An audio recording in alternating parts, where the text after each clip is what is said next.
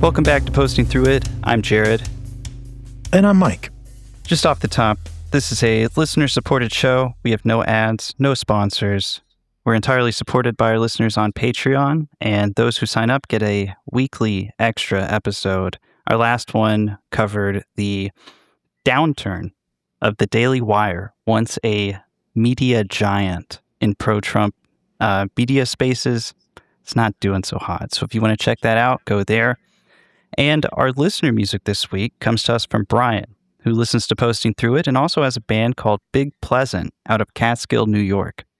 Last year, Brian put out an album called Songs from Big Pleasant, and today's transition music comes from that. It's a track on the record called The Seagulls. I'll put a link to the album in the description of the episode. And if you listen to this show and make music, send it our way. It's not against the law to enjoy the clouds. And it wouldn't be illegal to kiss me hard on the mouth. On the sacred pine or... So in this episode, we are going to be talking about the last days of Infowars. Not necessarily the last days of Alex Jones. I don't think we've seen the last of him. But Infowars as a branded flagship conspiracy media operation is no more. If you go to the website, you just get a message that says off the air. Joining us this week to talk about it, we have Dan Friesen, co-host of the Knowledge Fight podcast, which recently ended after a 9-year run. Dan, what's up, man? Hey, hello, how's it going? Hey, Welcome, Dan. Thanks Nice for having to me. have Such auspicious circumstances to come and have a chat. The info war has reached détente or something. I was going to say, info rapprochement. what would be you said it's, Jared, it's like not the end of Alex Jones. And it's like, well, like what the only thing that's going to be the end of Alex Jones is if he dies, right? Like, I mean, it's like he's going to be posting videos until the very end. I don't think he knows anything else. I mean, I think he's like a lot of influencers where after a while they almost forget how to live without a camera on them. Yeah, exactly. You know, like the way I reach down and pat my pockets before I leave the house, where I'm like, okay, phone, keys, wallet. He'll also pat and make sure that the lavalier mic is like hooked up to his shirt. That's how I imagine it. I hate to call him charming in any way, but it's almost like there's almost this, like the degree to which he's shrunk down is almost just like adorable. Do you mean physically? No, certainly not. Oh. No, well, I mean, I'm sure there's been some Ozempic and things over the course of the last few years, the way he jumps and falls in that respect. But no, he's just like he's like driving around in his truck and doing these videos that remind me of just some random kind of conservative poster from his audience, the type of person who would watch his show. He's doing that type of content now where he's just like, all right, day 7 of the Iran conflict, and he's just like making a left turn. There's an ethos that he comes from of like really cheap stuff, like from the days of making VHS tapes and public access TV and recording radio out of his home, like having the hookup to record in his house. Like he has like a fair amount of like his roots are in like dirt cheap stuff. And even when he would do like a lot of InfoWars remote things before extravagance took over, it would just be somebody with like an iPhone on a stick following him around. So like he can, if he wants to, slim down a lot of that budget stuff and just be the guy in his car, talking about how times are tough. Yeah, I mean, it doesn't really cost a lot of money to just make shit up all the time. True. Like if you're doing reporting and you have to hire researchers and editors and legal review and whatever, that costs money. But just sitting in front of the mic and being like, folks, I saw some X posts. Yeah. Not good. If your sources are social media, your experts are crazy, and all of your employees are basically working for spec and for like exposure, then you can cut some corners and still go. One last thing I should add here for people who heard the Daily Wire episode on our last premium, we talked about Tucker Carlson and Megyn Kelly as being people who are able to, zig while the Daily Wire zags, so to speak. And it's fairly easy to kind of build something cheap on the right these days. And you can see it in Tucker Carlson compared to the budget of the Daily Wire. And that makes me wonder if Alex Jones will, does he have what's in him to forge a comeback, or is he kind of just too busy destroying himself, which is, I guess, I'm sure something we'll talk about. I don't know if there's any need.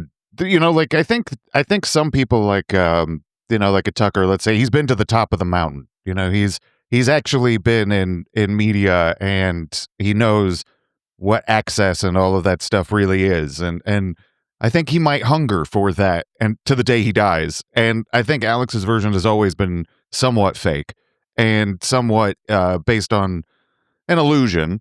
So I think he could probably not need a comeback, just imagine one and insist that everyone experience it along with him. And, you could do that from the car. You could do that while recording in your truck. And I think he very well may. Dan, couldn't have a better guest to talk about the last day of Infowars. And in the spirit of Knowledge Fight, the podcast that you and your co-host recently called a wrap on, which spent 9 years, documenting extensively what actually happened on air at Infowars, which is no small feat. That's like half of my post-high school life. That's a bummer. I mean, it was fun, but it also is a lot of Alex Jones. So that's the bummer part. Well, on your show, you guys used to start out with a out of context clip, and I have one for you, Dan. Nice.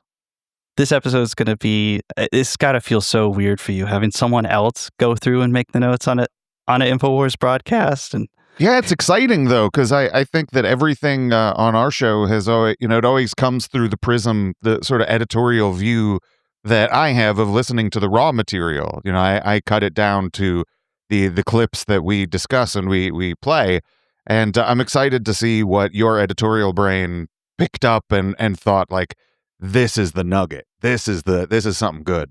All right, out of context, drop. Exactly. That took Bashar al-Assad. I love how my balls get grabbed at the airport. Well, I flew out of the country a few weeks ago. They go, "Oh, your screen." And this guy's literally touching my balls.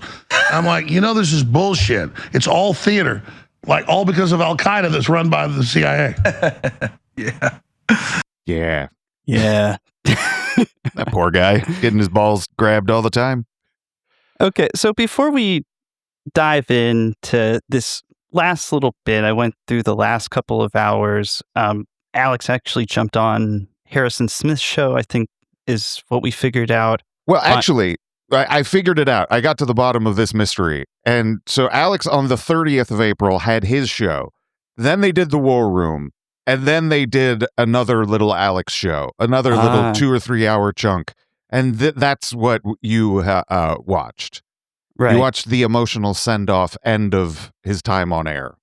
Right. But before we start diving into that, I want to take a minute to just kind of review how we got here. So the families of Sandy Hook victims whose children were killed in that school shooting filed defamation lawsuits against Alex Jones in 2018. How did these cases go for Jones? Because now we're here 8 years later, and it seems like the consequences are starting to show their face. I mean, I know there were judgments against Alex Jones north of, or, close to $1.5 billion, which is crazy for a defamation lawsuit. I know that a court ordered that Infowars and its assets get liquidated and put up for auction. The Onion, the satirical news site, has been pursuing that. But this has been a long road. When you think back on the start of that trial, what went through over the course of those 8 years to where we are now, is there anything that stands out in terms of just the arc of that timeline, Well, I think that, your question was, how did it go for him? And I think that it went perfectly and also really terribly. you're never going to be able to, when someone doesn't have a respect for the process and doesn't have a respect for other people, really, you're never going to get them to be ashamed of the things that they do. So the normal methods that people seek to right wrongs, like civil courts and stuff like that, Alex is somewhat immune to that.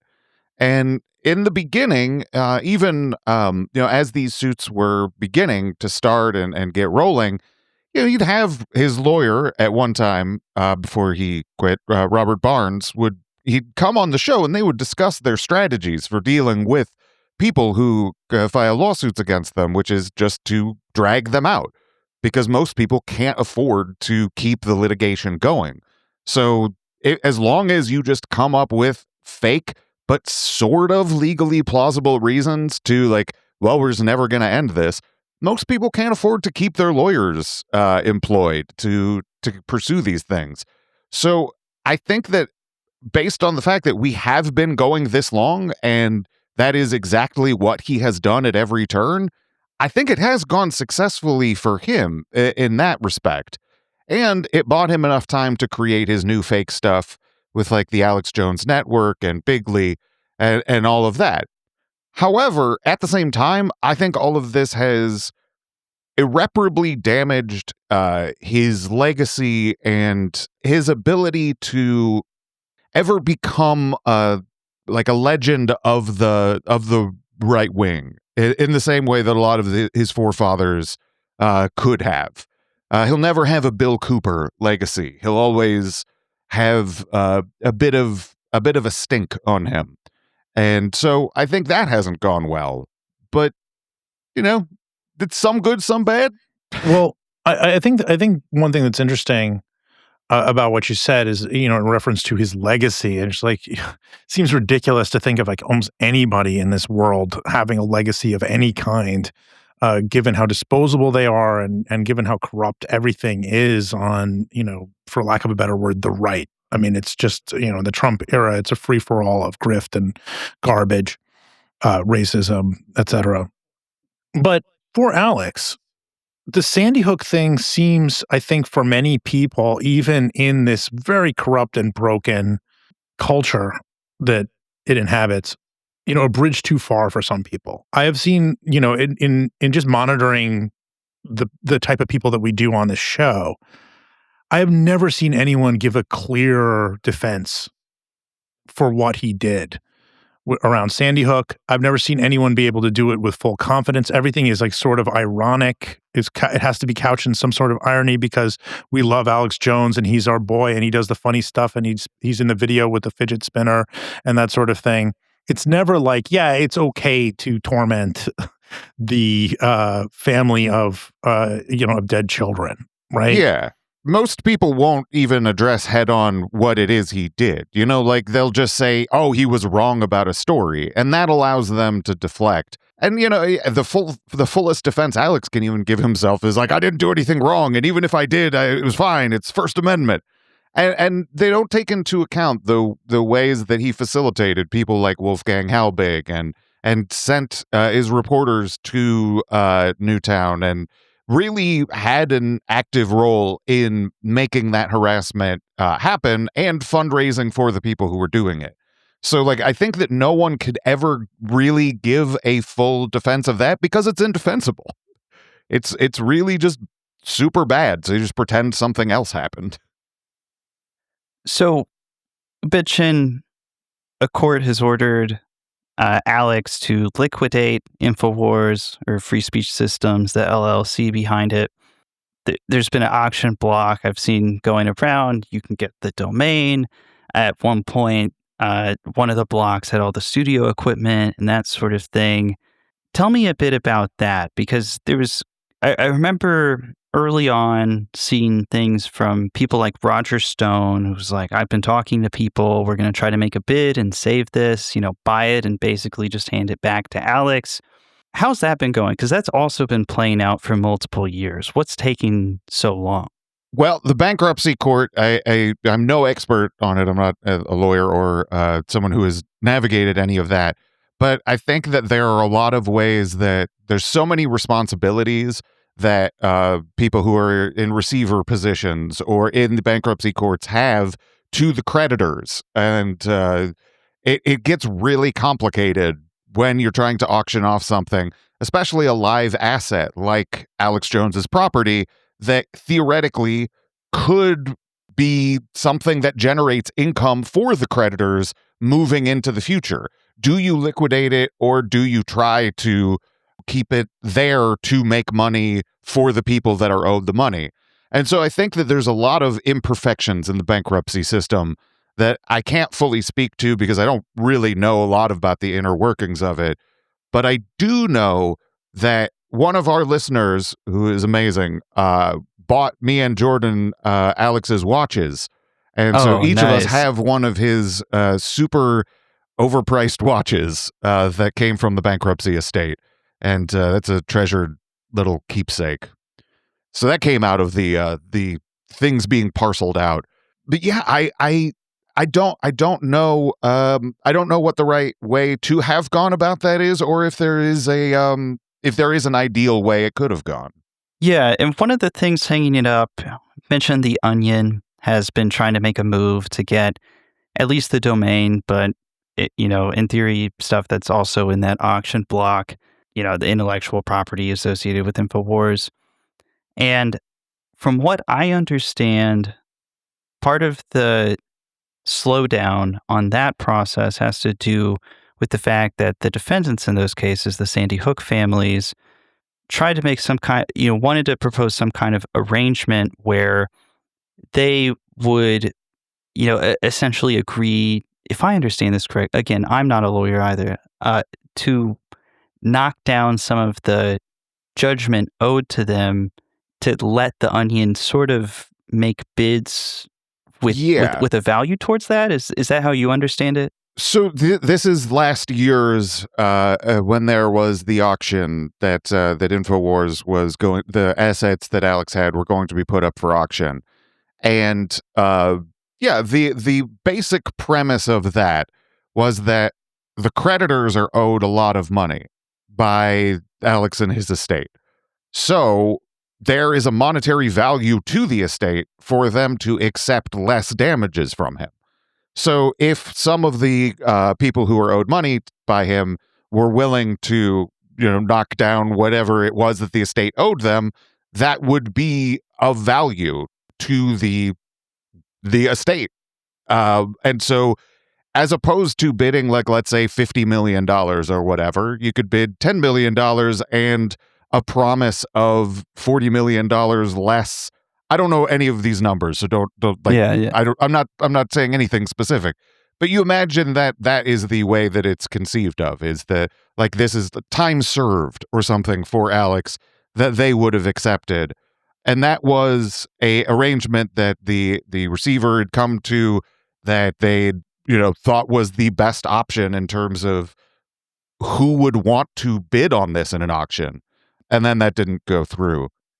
The ultimate problem is that it's worthless. Like except for the property that is there and all of the things that he owns, you can't have InfoWars without Alex, and he will never go along with someone else telling him what to do or whatever.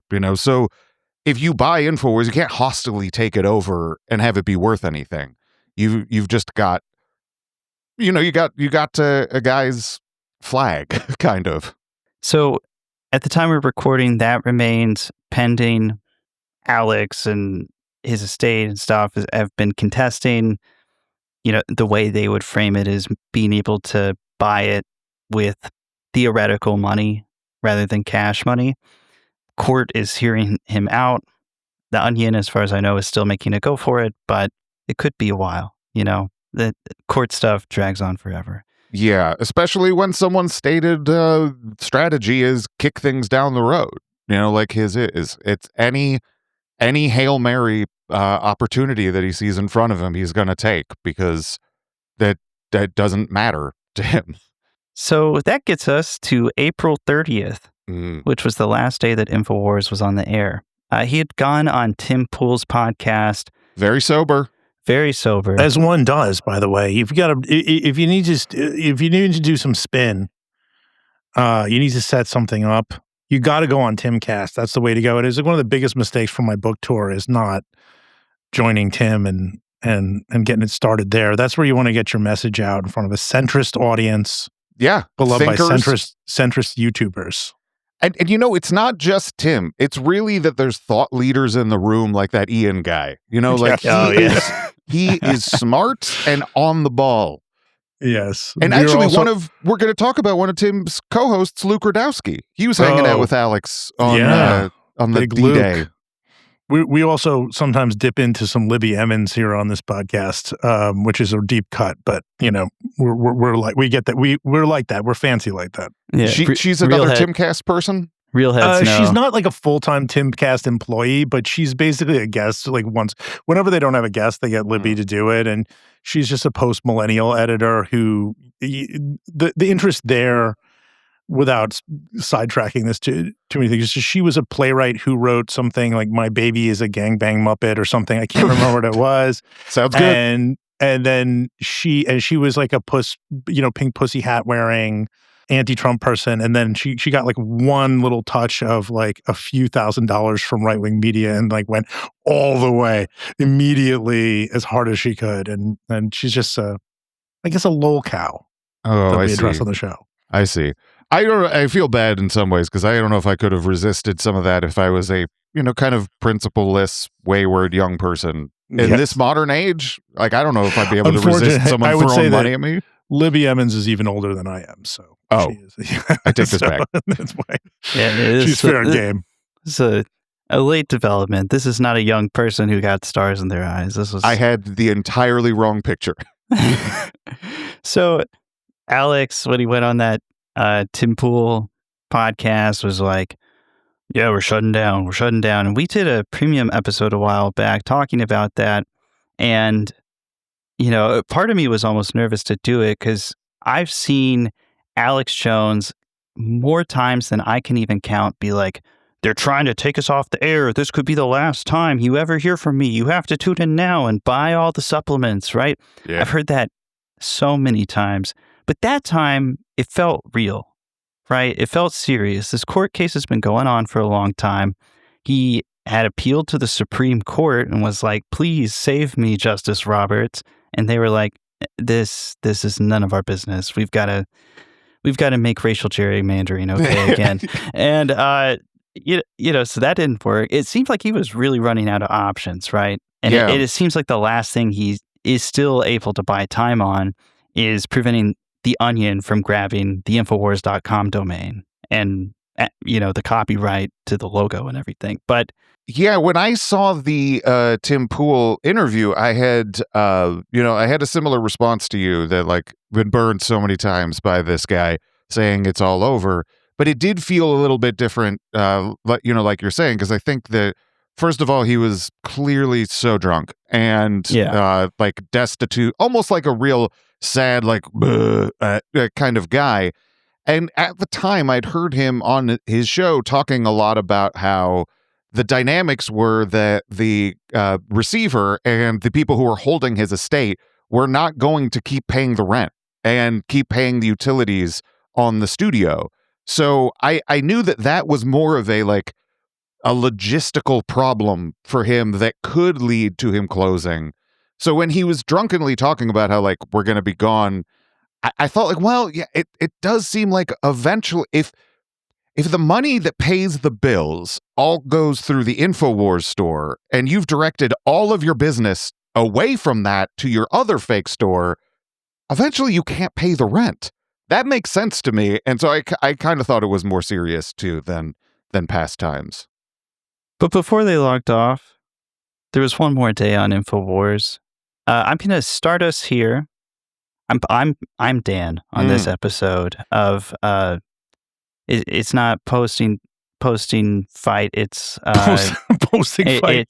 It's content battle. We'll go with that. Welcome to Content Battle. I feel like this is something we should have talked about beforehand, but okay. I'm your host, Jan. And also, before you become Dan, let me be Dan and say I want to tell you a little bit about the show that you didn't watch. The Alex's show of that day. because he had Gavin McInnes on supporting the Iran war, which Let's was go. crazy. Honestly, let's go. What else? Why not? He was dude? saying, let's trust the plan. And why not, Alex man? was so confused. He got caught trying to light a cigarette on air. Hell yeah. Then interviewed Jamie Kennedy, which was totally bizarre. And he was defending like Jimmy Kimmel, and it was strange. The two of them are a bad mix. And then Myron Gaines came in. Yeah. It was quite a like last broadcast. Jesus, that's quite a collection. I would say that Gavin McInnes, the funny thing about him is you can see him trying very hard in recent years as in his diminished status to be perceived more as a normie. You know, like he wants to be like, hey, I was just like a crazy rebel, right? And, you know, now I'm chilled out a little bit. I'm a normal conservative, and I don't. And then think people anyone... just respond with that clip that Julia Jeske pulled of him shoving a butt plug. That's right. It is like, and they're like, yeah, no thanks. The audience does not need to see that. You don't need to have a clear visualization of Gavin McInnes's anus. Yeah. Anyway. If he wants to be taken seriously as like a normie kind of guy, he needs to do something about that facial hair. He's got that weird kind of like flaring out mustache and little bit. It's a musketeer-y kind of thing. It's very 2004 Brooklyn, right? Kind of, yeah. In a much older guy. Yeah, and a guy who has a show called Get Off My Lawn. Is Get Off My Lawn still going? Dear God. It's been through so many iterations because he did his broadcasting network and that censored.tv, then it merged with Anthony Cumia's thing, and then that kind of went under, and there's been so many iterations of like, we're going to be the cool streaming platform where you can say like the N-word. Yeah, we're going to have that 13-year-old kid who says the N-word. Give her a show. Yeah, and it just hasn't seemed to work out. Again, this stuff is very cheap to produce, so it doesn't need to make a lot of money, but even still, I mean, there's been more versions of that. Alex even did, band.video or band.tv or whatever. He tried to do a version of this, and I feel like that model has kind of moved on. But yeah. Getting to the final broadcast, the little 3-hour block that I watched included the last bit of the War Room with Harrison Smith. And I have a couple clips from that just because I want to get your take on it. Harrison Smith had Health Ranger Mike on, who's been huge anti-vax, weird new age medicine, climate denial. I mean, there's not a conspiracy theory this guy doesn't like. He's been around for ages. He also started a website to harass David Hogg after the Parkland shooting, the Hogwash. Hogwash, yeah. What an asshole. That's going to be a real Jesus callback Christ. for some people listening. Hogwatch. I'm watching the hog. Anyway, this is what he had to say, because towards the end of Harrison's show, they started reflecting on the lawsuit and the fact that here in a few hours, InfoWars was about to go offline. And he said this. Well, and I think that in terms of history, the history of the legal system in America, the civil suit against Alex Jones and free speech media, or free speech systems, excuse me, that will be seen as the most grotesque distortion and abuse of legal power ever in the history of our republic. Yeah. And so in that way, Alex Jones also made history by exposing that the legal system is a complete clown show. Yeah. And any honest legal scholar would agree with that assessment if they simply reviewed what happened in that civil trial. There's no question. And you are not overstating it. And Rex and I are working on this. You're not overstating it. And Alex, his son, and I are working on this. Any real legal scholar, literally any Alex's true Scotsman, right? It's like, if you're a real legal scholar, you agree with me, some dude who has been hooked into his computer for 25 years, like. Harrison Smith's an interesting cat in that, like, I would believe that he's 23 or, like, in his 40s. I have no idea how old that dude is, but he seems like a baby. Yeah. But just this idea that this was like a miscarriage of justice and that Alex Jones losing it all somehow expose something. I have not tuned into the Alex Jones show regularly for a while. Certainly not as much as you and Jordan had. I imagine this was probably pretty commonplace. I mean, that you've heard stuff like this before. This is an article of faith, like essentially, like what Mike was saying, like people can't defend what he did. And so this has kind of become one of the ways of like, let's talk about something different than what actually happened. And so you talk about the miscarriage of justice in the civil courts and how, that's a good way to talk about this without talking about it. And so that's what they do a lot. I think it's also this desperation to take legitimate court cases and portray them as being criminal, being some part of some sort of communist purge in the country that was going on, like that this was like a sham court. This has been used to justify, of course, all the highly sus legal actions that have been taken during Trump's second term, right? So, we just found out that Kash Patel is, I would say him personally, but the FBI is investigating the same person who reported on him. All the charade with the SPLC. They are viewing, I think, to some degree, the things that happened to, like, let's say, Alex Jones and other cases, for example, everything that happened after January 6th, as justification for absurd court cases. So, the narrative has some importance, even if it doesn't actually help Jones. Totally. Like if you treat this kind of thing as weaponized courts, it helps you weaponize courts. It helps you justify and run cover for actual what you might call a witch hunt, like in that Kash Patel example. Yeah, like these kinds of conversations and the treating Alex's court case like that is it has that strategic benefit. So, skipping ahead in the broadcast a few minutes here, Harrison Smith claims something that I want to get your take on, Dan.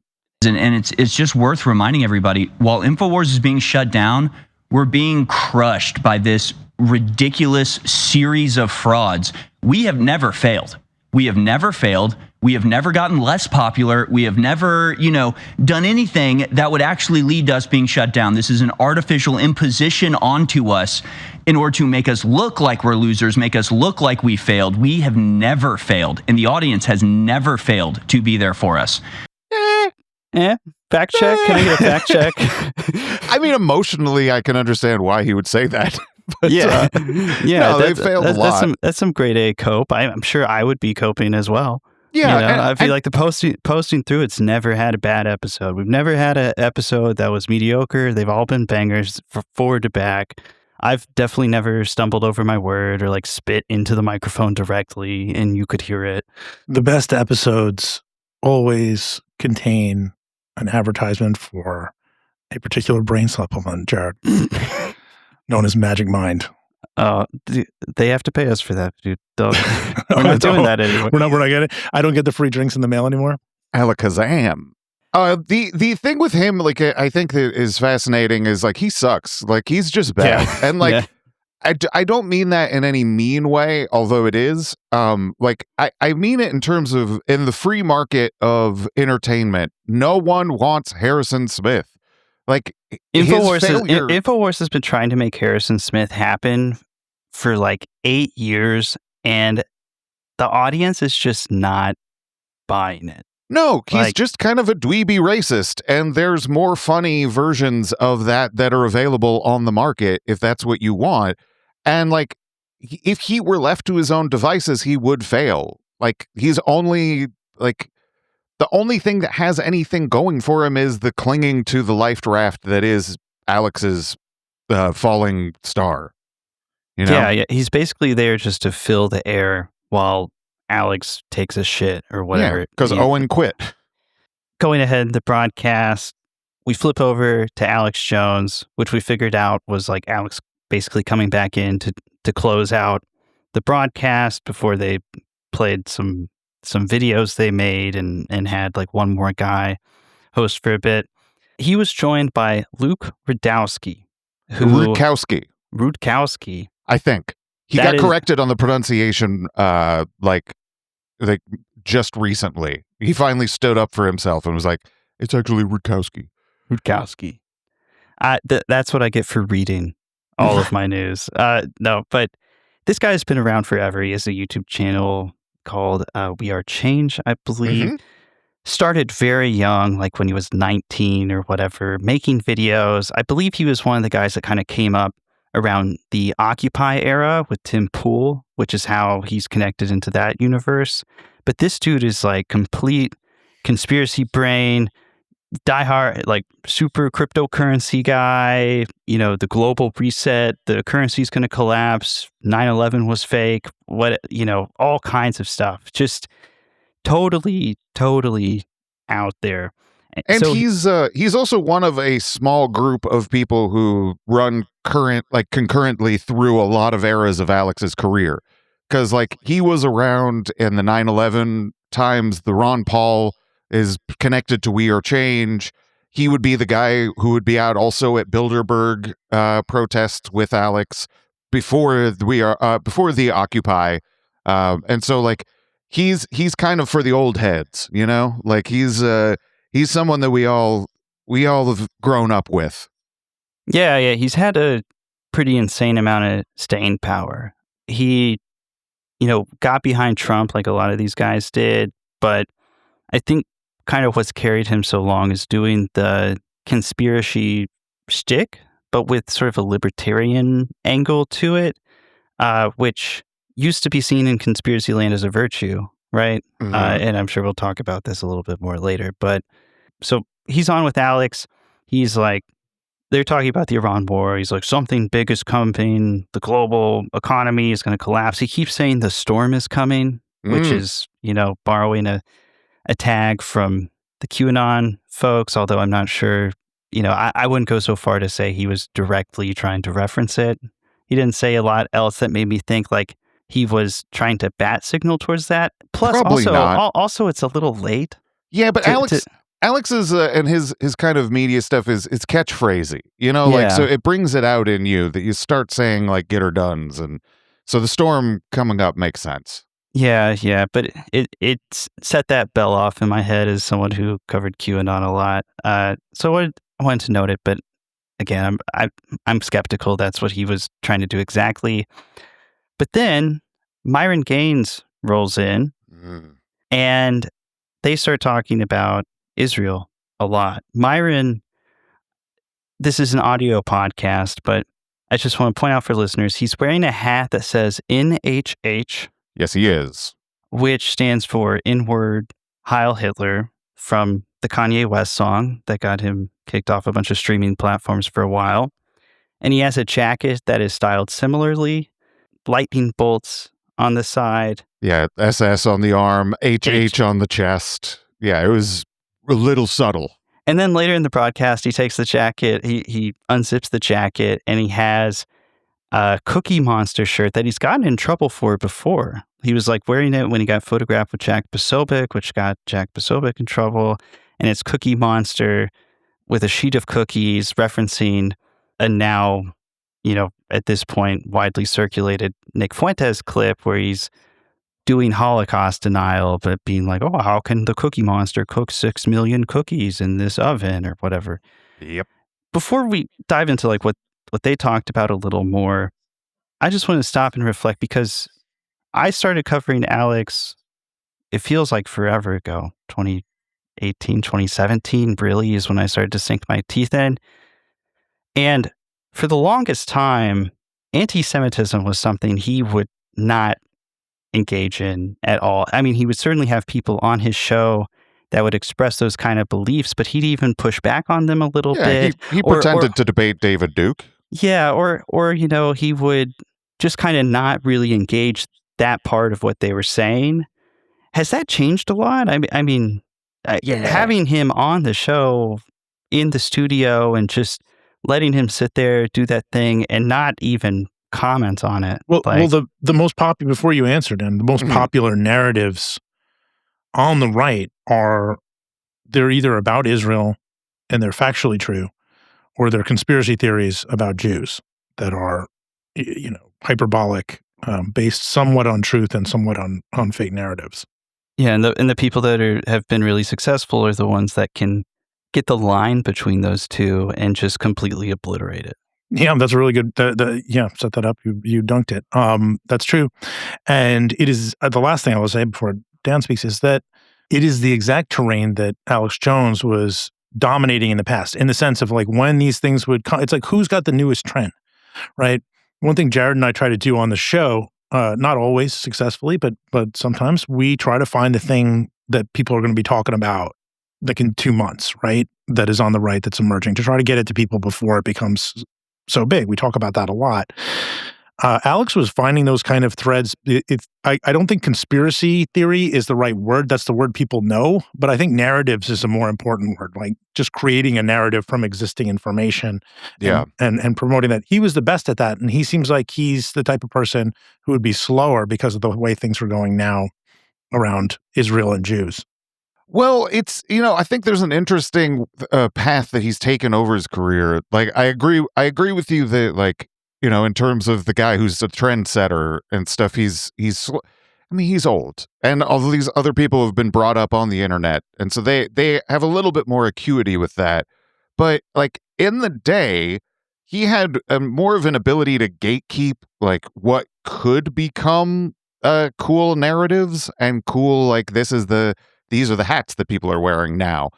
And I think that his whole career, he's been aware that there's a tension in his audience between Nazis and libertarians and people who just want to listen to more Art Bell type stuff. And in order to ride the line and satisfy the audiences, he had to like not allow that Nazi side to have as much air. It would be unsustainable for him as a radio host or as somebody who, was trying to be like in competition with Glenn Beck and Sean Hannity in those days. He couldn't do that. He couldn't give voice to someone who's wearing a Hail Hitler jacket.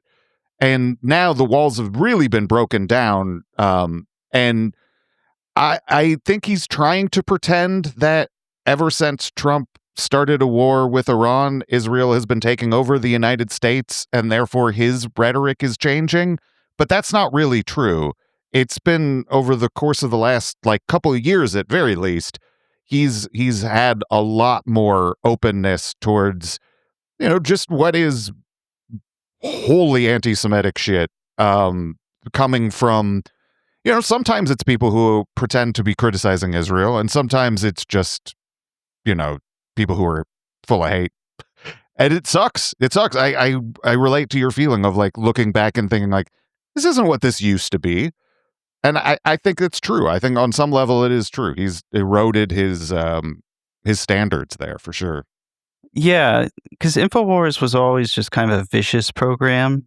They would pick out people, like there were days on InfoWars where they picked out me. I think that's how we got in touch, because I think so, yeah. Because you were like, who's this guy? This guy sounds like he sucks. yeah, we should get him on Knowledge Fight. Yeah. No, but and it was horrible, dude. I can't even imagine what the Sandy Hook families went through, or some of the more constant targets on that show went through. Like I was the flavor of a few segments over the course of a few days, and I was getting shit mailed to my house and threats, and it was police were involved. It was horrible. But I didn't talk too much to Brian Stelter, but he seemed to think some of it was funny. But I'm sure that's also a public thing of like not recognize. You don't want to feed the flames by being like, also, I feared for my life at a couple times. Yeah. Well, InfoWars is off the air, so I can say that just fine now. So he's been changing in recent years.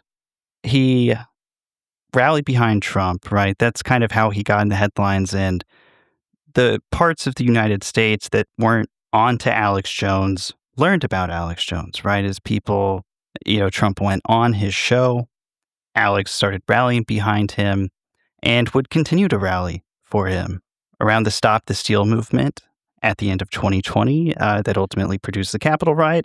Which, let's not forget, his two biggest partners in that were Ali Alexander, who everyone wants to forget about now, and Nick Fuentes. I don't want to forget about Ali Alexander. I mean, they do. I just wanted to be. This was I always thought to have like a person as buffoonish as Ali Alexander at the forefront of the Stop the Steal movement was a real benefit to critics of MAGA, but it didn't really matter after Trump took power and brought everyone out of prison.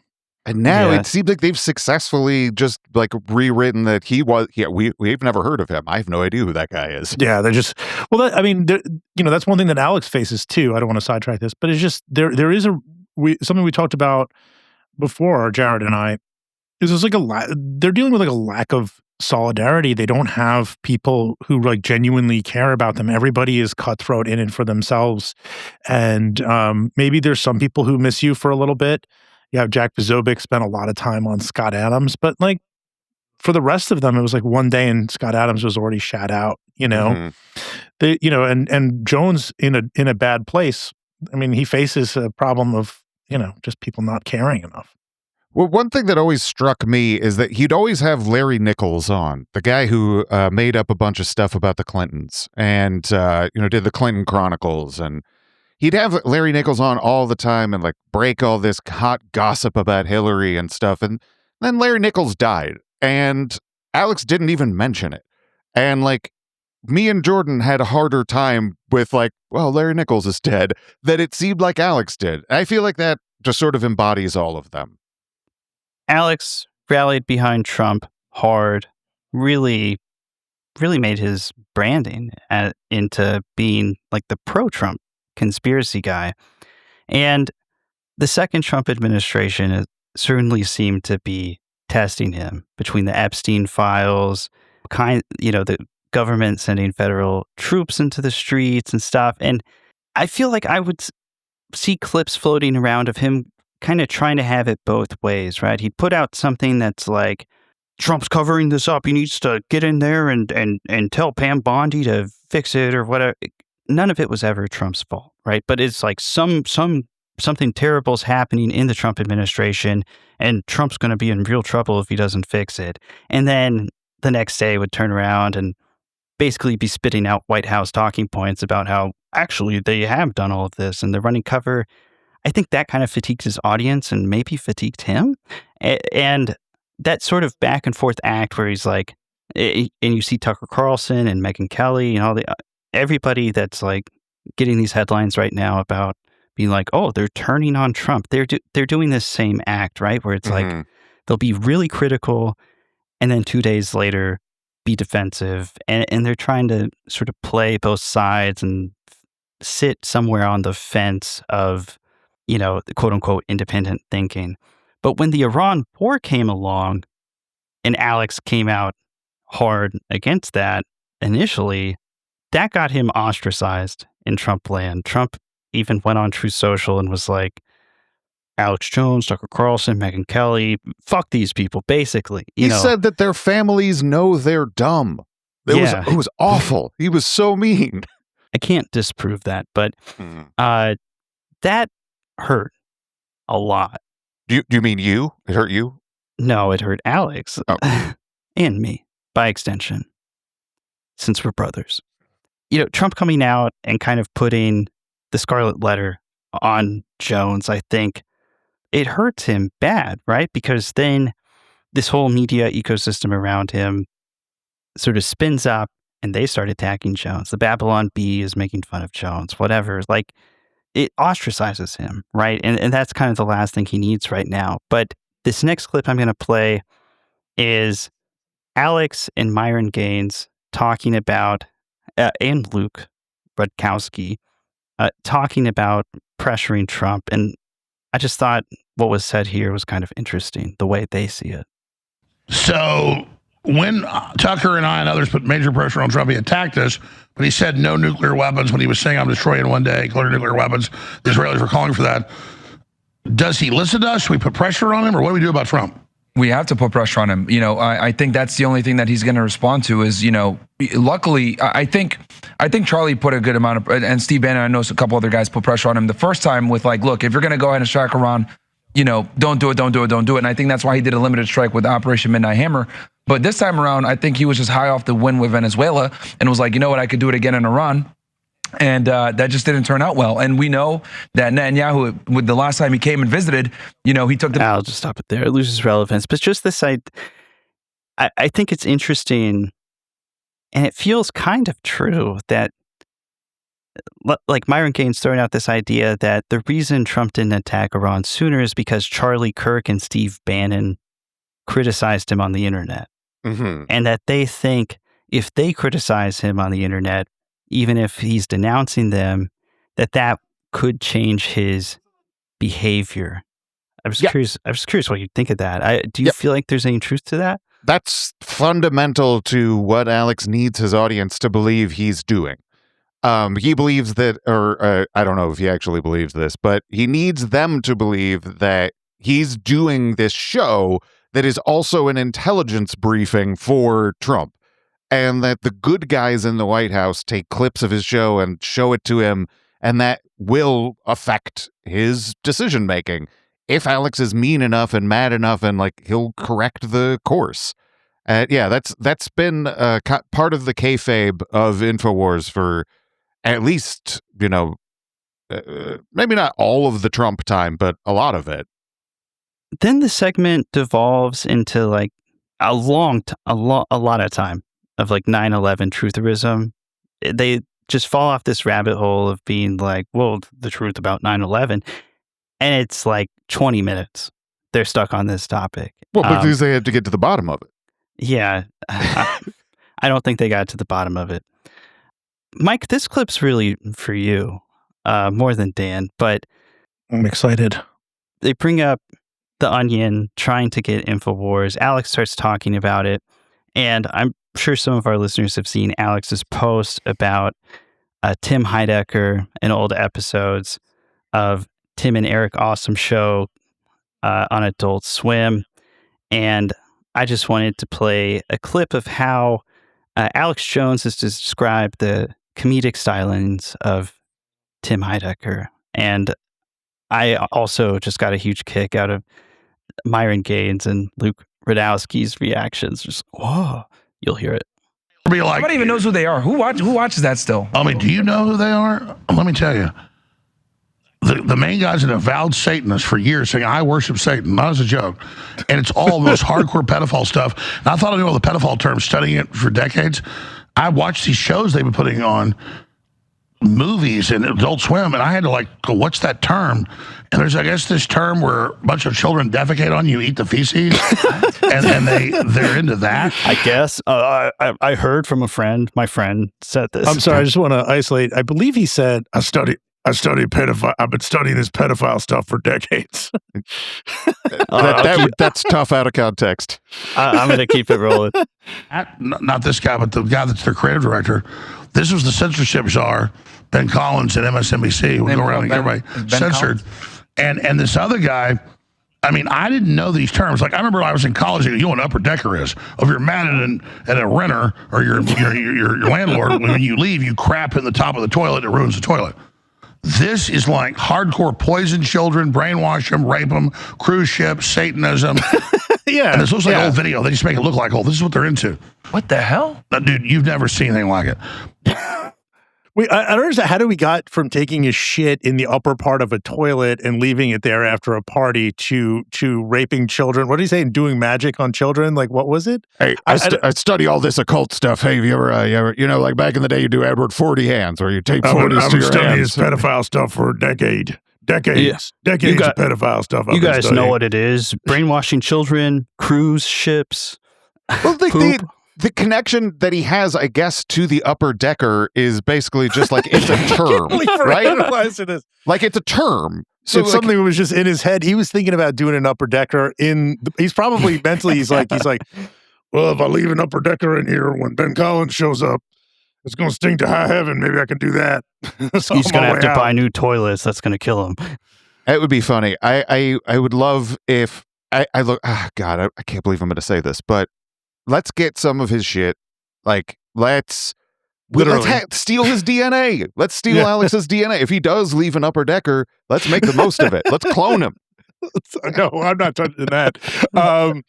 As you know, Jared, in a chat that we're in, I applauded the suggestion of trying to get Conor O'Malley to do some of this stuff.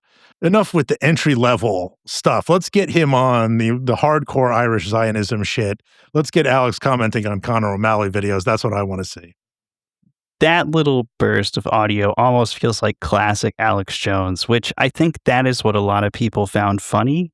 Yeah. As somebody who is the subject of some of those segments, I will tell you being on the receiving end is not funny because the InfoWars audience is not laughing. They are getting very angry when they're listening to it. At least some of them are. They take it seriously, yeah. But I think the number of people and the percentage of people who are taking it seriously in the way that Alex intends, I think those people are dying and not around. The numbers aren't as high. I think even the people who are watching him and might be scary to you think he looks really stupid when he's doing this. Like, they're not laughing per se, but they're like, I think they feel like Alex is upper deckering them by talking about Tim Heidecker like this.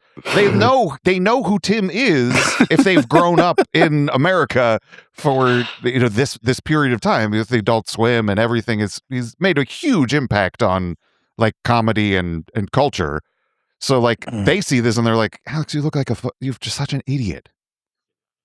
So after that, for decorating him, I'm sorry, I'm still laughing at that. After that, Robbie Barnes, Alex's former lawyer, joins the show.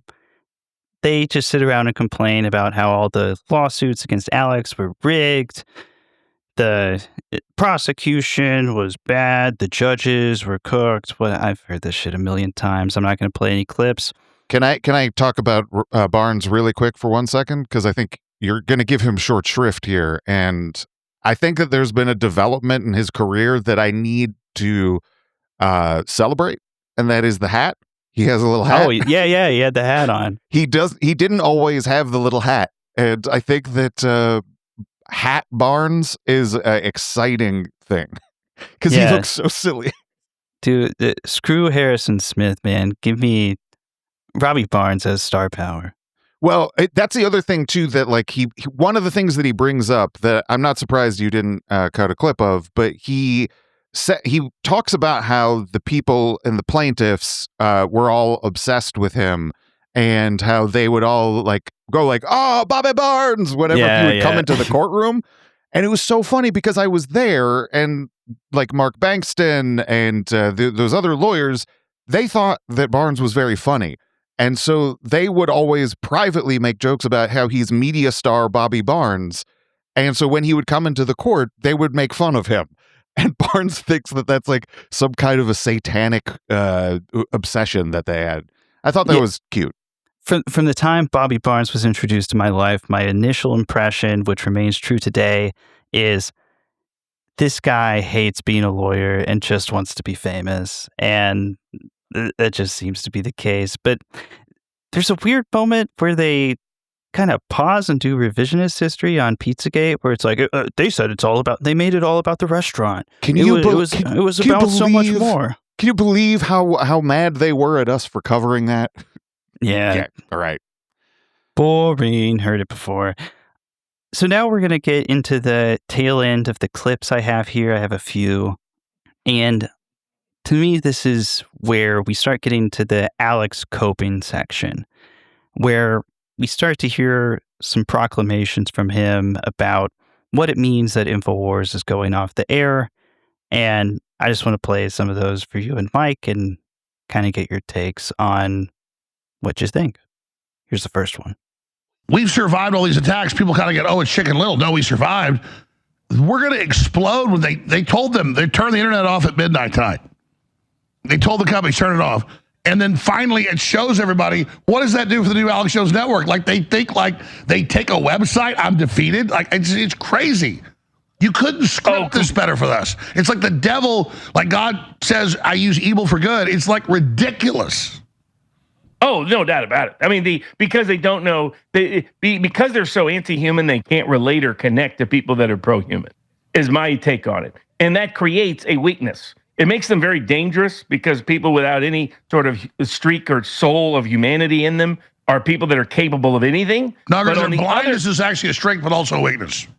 Basically, be like they think they really got me here, but they didn't. Infowars is off the air. You go to the website, you get a blank page. But Alex Jones is still going. We'll talk about that a little more in a second. But did they really get him? What's your take on that?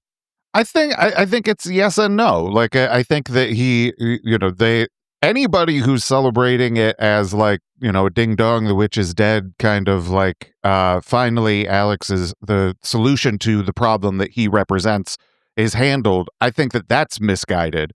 But I think a lot of people who might be engaging in that kind of feeling are doing it knowing fully well that it doesn't solve the problem. It's just kind of fun to cathartically be like, haha, fuck you. Your business is closed. So I think he's right that like he will continue to do the things that he's doing, but I can't imagine that he actually believes that like this is the best scripting of it and like that he's going to have a real boost to his other site. Like I think it's going to be diminishing returns. I just want to also point out the unhuman or anti-human rhetoric, which is interesting. It seems like that's becoming more and more ubiquitous. There was this Jack Posobiec book called On Humans, which insane title. And it's basically depicting all critics of MAGA as being, some sort of part of some sort of Bolshevik revolution and basically dehumanizing them so you can like kill them. It's interesting that the critics, everyone who doesn't like you is not human. They're really one of the most salient examples of that in recent years was the like NPC meme that's kind of started in like 4chan is now like kind of ubiquitous. But it's funny, he's up against the wall like this, and the people to blame are not actually human, right? It's him preserving humanity. Yeah, I think there's a bit of it that is that, and a bit that this is right at home for Alex. Like he branded the 2024 Trump support as like Team Humanity. And like the people who were on Team Humanity were like him and Elon Musk. And, the other side was presumably Team Not Humanity. And so like, these figures have gotten so much more like clearly insanely religious, that streak is more prominent for sure. You guys want to hear Alex Jones compare himself to Martin Luther King Jr. and Malcolm X? You bet. Of course. I finally hit that point, Barnes. I finally hit peace here because I can't believe how God continues to come through. Finally. And he just makes a joke out of these people.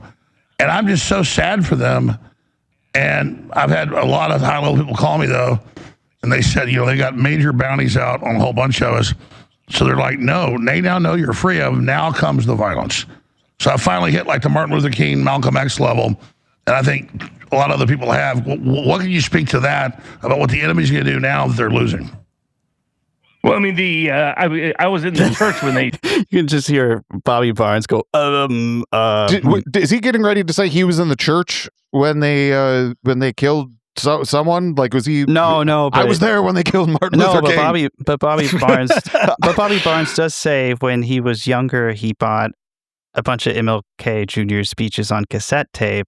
Nice. And that's how he. So that's how he wound up the person he is today. Obviously, and they call us racist. I love that guy, But look at my hat. It's fascinating. I like the idea that it's like, all right, now that we've bankrupted him, now that we've taken out his company, we also have to blow his head off. We have to do it. Now is the time. We had to weaken him, like trying to turn down the deflector shield in the Death Star. And now now he's all isolated. We got to go target him with like an assassination of some kind. It's very funny to me. I think that, you were saying earlier that a lot of this stuff is best understood through kind of like a narrative framework. And I think that this is part of Alex's instinctual understanding of that. Because like right now, as his show goes away, the person who's most likely to kill him is one of his old fans. Because a lot of them feel like he is a sellout. There's a lot of people who feel like they were misled by him taking them into Trump territory, and now Trump is kind of, oops, maybe the globalist devil? What is going on here? There's a lot of people who he has radicalized and, in super violent ways over the years that might hurt him.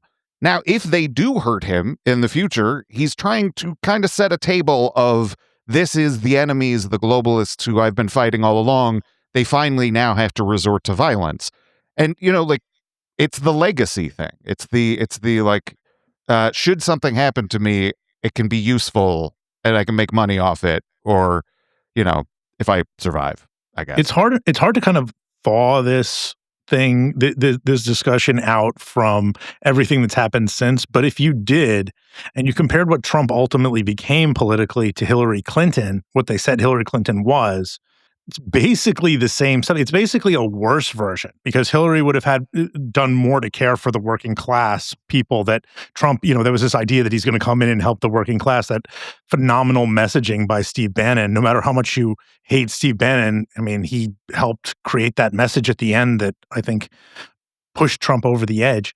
He's basically like the forgotten man and woman would pretty obviously be better off with Hillary Clinton, as flawed as she continues to be as a person and as a political figure, than they would have with Trump. And I think you look at that now. I mean, we've got no money for healthcare or anything for the white working class at home, and all your money's going to there's a war in Iran you don't want. So yeah, that's a good point. He's responsible for that to some degree, bringing people to that. Yeah, and like in 2015, in the lead up to the 2016 election, one of his big campaign ads was one of his reporters talking into doing a field piece, and then a nuke goes off behind them, and it's like, this is what Hillary is going to do.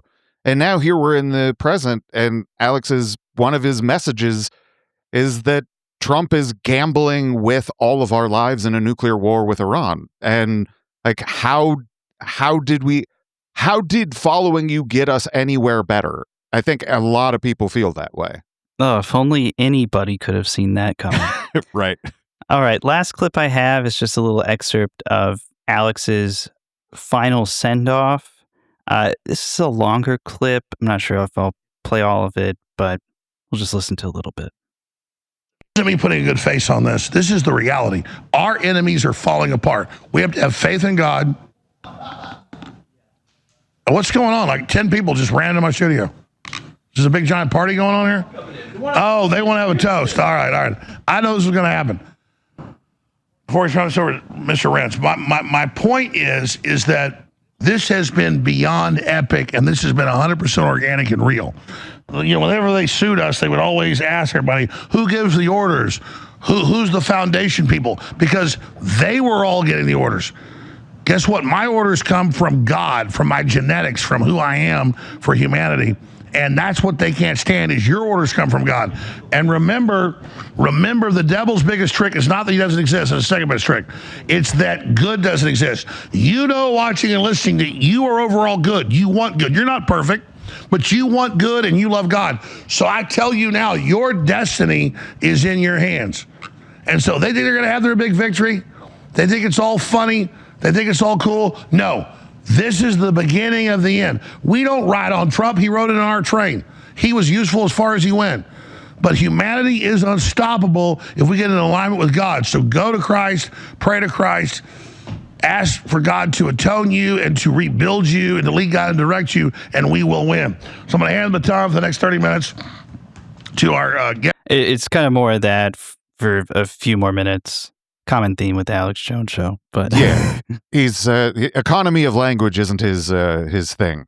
And also, he sounds, I'm not saying he's necessarily sloshed, but he sounded like he was slurring his words a little bit in that segment. You know, yeah, I don't think that's unfair. Yeah. I mean, we've seen times where it's been very obvious, and we covered them here on the podcast. But I mean, there's a little bit of dragging the words a little bit. Yeah, he's someone who has a remarkable range with booze, and so like he often sounds drunk when I don't think he is. But there are times where it's like, ooh. But if there's any time to be a little bit hot, it's definitely this saying goodbye, talking about redemption from God. True. So in the send off, that's all the clips I have from this episode. I've watched 3 hours of programming, and that's kind of all that stood out to me. And I feel like half of those clips were just because I thought they were sort of funny. Mm-hmm. I am just curious, to get both of your takes on where Alex goes from here, right? Because he, despite the proclamations of Harrison Smith and Alex Jones and his guests throughout this episode, that they are unstoppable, that they are still ripping and roaring. You know, Alex immediately launches the Alex Jones Network, which looks and feels and sounds just like InfoWars. It sells supplements. Supposedly it's owned by somebody else, but there's no mistaking that, you know, Alex is running the show there, the way I see it. But I just feel like Alex's relevance, at least from where I'm seeing it, has really fallen off a cliff in the last few years. That everything that made him so unique when he first backed Trump and made him stand out for that, he basically kind of gave it all up to be a Trump administration spokesperson, just like a Charlie Kirk or a Steve Bannon or whatever. And, you know, they all have their own unique flavors, but are disposable to the audience, right? He's getting outflanked on his subject matter, conspiracy theories and stuff, by other conspiracy theorists and extremists and white nationalists, stuff that has a much harder edge than historically he's been willing to go. And yeah, I just, he says he will keep going. He is unstoppable. His listeners are unstoppable. The fight carries on. What say you? Well, the fight will carry on, but who knows what the fight even is? Like, you know. Yeah, that's a good question. I hadn't thought about it that way. He'll do something and he'll be mad about it and totally right. And what he said last month doesn't matter, and don't remind him of it, that it wasn't real. Like, that will continue into the future, but like, yeah, what form it'll take, who knows? And I think when you're saying he's getting outflanked, I think one of the biggest, most clear examples of that is that on this last day, he has Myron Gaines on his own show. He has him on this second thing with Luke Radowski, and then all of that is largely teasing that he's going to be Alex's first guest in the new studios the next day. So it's trying to ride off of whatever Fresh and Fit and Myron, whatever that fame is. Alex is trying to coast along with that. And I think that that's kind of a lot of what you could probably expect. You know, like I think whatever the info war was with the 90s and Bohemian Grove and, you know, whatever weird stuff he wanted to inject as a thought leader, I think that is DOA. And, you know, the war goes on, and the war is talking about what's on Twitter. Mike, what do you think? My thought hasn't really changed since we first found out about the Onion thing, which is, and he went on Tim Pool's show. We covered it a little bit on our podcast. You know, there's like, what need is there for Alex Jones right now in this particular culture? When he was a countercultural figure that had fans, I think, that were both left and right even, right? I mean, that was the case for Jones. It's hard to remember that, but he was. I mean, there was nobody like that, right? There were things that like that, but they didn't get like pure conspiracy vibe, you know, like you're seeing something that you were not supposed to see. There was something a forbidden transmission from Alex Jones. That world ended, and then he became more of a mainstream figure on the right, you know, that way, still into the conspiracy lane, and introduced a lot of narratives rather than conspiracy theories, we'll just say, through his show, and introduced a lot of people who became big pundits on the right through his show. That's automating on its own now. It doesn't, you know, they don't need him to make influencers. He needs them, as proved by his desire to associate with the manosphere, I guess you would call it. There's somebody who's going to be more anti-Semitic. Someone's going to be worse. Somebody's going to make the narrative darker, scarier. He's very comfortable in his wealth to some degree. So yeah, I just think he's the kind of guy who can be you can replace in this culture, particularly in this MAGA environment now. You know what I was thinking while you were talking was that like in those times when he had sort of a broader appeal, his brand was that he transcended the left-right paradigm. And in reality, he didn't. he just somewhat appealed to left-leaning people because it sounded like he was cool, but he was just getting them to take in really, really far-right content.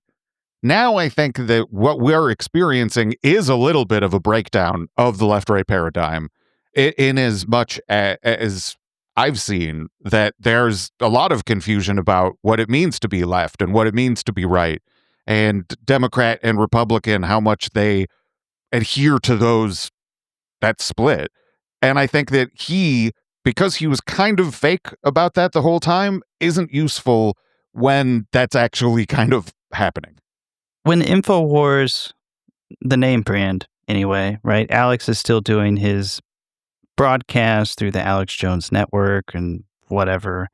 But when InfoWars hung up its hat, so did Knowledge Fight, the podcast that you'd been co-hosting for 9 years with your co-host Jordan. When InfoWars turned off, you guys turned off too and hung up the hat. You had a just outstanding run. 9 years on a podcast. You guys really got big, got recognition, profiled, recognized for that work. And, even though the show's not going on, I think archives of those episodes will continue to be valuable for people for years and years to come. But I'm curious, as Alex shifts into sort of the next phase of his career, why are you deciding not to follow him there? Well, I first I want to say thank you. That was very nice of you. And also, Jared, you were one of the only people who early on were willing to take the idea of people doing a Alex Jones podcast seriously.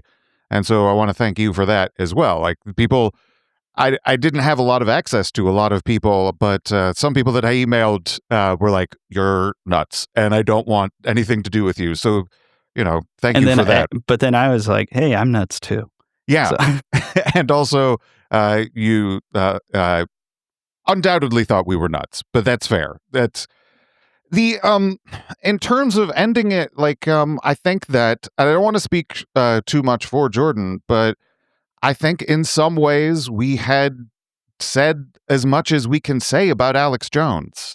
We've done 9 years and 1,100 episodes or so of a show about him, and he doesn't have more tricks. There isn't more ways that he's able to spread his shit. And so I think that we both were cognizant of a sense that this is going to become repetitive, and this is going to become something that it stokes anger as opposed to helps process it and helps contextualize the narratives that are sold.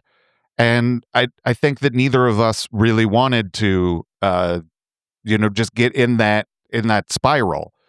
And then I think that there's another solid argument that's just based on our name was a joke on InfoWars, and InfoWars does not exist as InfoWars anymore, and our name kind of doesn't make sense. I think the last question I've got for you is, when you started on doing Knowledge Fight 9 years ago to the time that you and Jordan called it a wrap, I'm just curious how, if and how the way you viewed Alex changed at all, right? Because that's a lot of time to spend, I don't know if you've ever spent time in person with Alex Jones, but, just listening to somebody for that long, it's almost like a type of company that you keep, right? That sucks. Even if you're right, but that sucks. Even if it's for a more productive cause than maybe many of his listeners, but it's I used to joke when I worked at Right Wing Watch of like, I'd be talking to somebody like Mike Cernovich, and I'd be like, dude, I watch more of your stuff than your fans do. Like I how do I keep up with this stuff? I just become a hypercritical super fan of these guys, right? The sort of the joke I would make. But yeah, you've watched a lot of Alex Jones. You've been with him through a lot of stuff. I'm just curious how the way you understand Alex has maybe developed over time or matured over time. Like maybe where did it start and kind of... Well, first of all, I'd say he's my rock. And when there was only one set of footprints, it was because he was carrying me. And Yeah. I hate him more now than I did before, for sure. And in terms of the maturing of the opinion, I tried to enter when I started with as much openness to countering the assumptions that I had as possible. So I didn't want to call him a racist because everybody else did. I wanted to listen to the show, and if it gets to a point where I'm sufficiently convinced that I can point to the things that I've heard and say he's a racist, then I will do that. And I think a lot of the stuff that people believe about him are correct. They just don't know that it's correct because they haven't listened to his show. And now I've listened to his show and I can say, like, yeah, most of the criticisms that the mainstream has of him are correct. If not, it's the case that he's actually worse. So my opinion of him has tanked considerably. But in terms of the information and stuff that he puts out, the narratives, I think that one of the changes over time that I've had is I came into this with a steadfast belief that education is the most important thing. And that people, if given the right amount of information and the right kind of information, wouldn't fall for the kinds of things that Alex puts out. And that was a viable solution and the best pursuit. I now kind of think that I don't think any differently about listeners of his show or the importance of education, but I think that what he does is much more malicious than I thought before. I thought it was just something that capitalized on people's lack of information or gullibility or something, and now I see it far more as like a weapon that he wields against people that helps make it more difficult for them to see things clearly. I want to ask you one question on that front, and that's the last question I have, Jared. I don't know if you have any follow-ups, but what do you think motivates Alex Jones? Because I think that's maybe the hardest thing of all the people I've covered throughout the years. I think a grift and money makes a bigger percentage than I would have initially thought when I first started on the right. I really took some of the people believing in certain things as sincere. I think it's less so much that they believe something in a sincere way, but they're willing to say it regardless of the consequences to other people. The kind of amount of harm that might be done, they are willing to do that for money and status. A lot of people. I don't know. It's hard for me with Alex Jones. I assume money is the biggest factor for him, or it became one. Was it always that way? I don't know. You tell me. I think yes and no. I think it definitely became more as the access to money became real, as opposed to kind of, the DIY, like public access TV days and stuff. But when you talk about a public figure and you try to figure out what their motivation is, you're always going to be limited in what information you have. But I would say that based on everything that I've taken in, it's a lot of that money grift. And then a lot, he really doesn't feel like his dad loves him. And he really wants to impress his John Birch Society ass dad, who, is somehow has not given him the satisfaction that he needs. And at some point in Alex's youth, he internalized a lot of ideas about science fiction, and I don't know how sincere a lot of it is, but it seems fairly sincere that he blurs the lines between what is fiction and what is reality. How much can your narratives impact other people's reality? And I think that whether it's a sincere belief or just something that he uses against his audience, he has at least some kernel of a belief that he's supposed to save humanity and bring us to the stars, and that God has chosen him to be that. And some of that's obviously fake and for show, but some of it definitely feels like it comes from a real place. So some of that motivation, I think, is baked in along with what is obviously a transparent grift. Well, Knowledge Fight has come to a close. congratulations again on a great run. What's next for you, Dan? Well, I'm exploring a number of things, and I want to, I've spent so much time with this awful stuff that I'm not going to leave that behind. There would be a misuse of information that I've gained. spent a lot of time with this horrible stuff, so I'm not going to leave it behind. Well, yeah. You know what? That's a sentence that I think it makes sense to makes sense to us, but other people might hear that and be like, another way of saying it is in for a penny, in for a pound. Yeah, and I don't know exactly what form that'll take, but I'm gonna continue. Certainly not doing a podcast all the time about Alex Jones, but I'm gonna do something. I'm not sure, but I'm also doing a travel show that will eventually come out at showmestateofmind.com is where people can find me. Yeah, we'll put a link to that in the description of the episode. Dan, thanks so much for joining Posting Through It. Thank you for having me.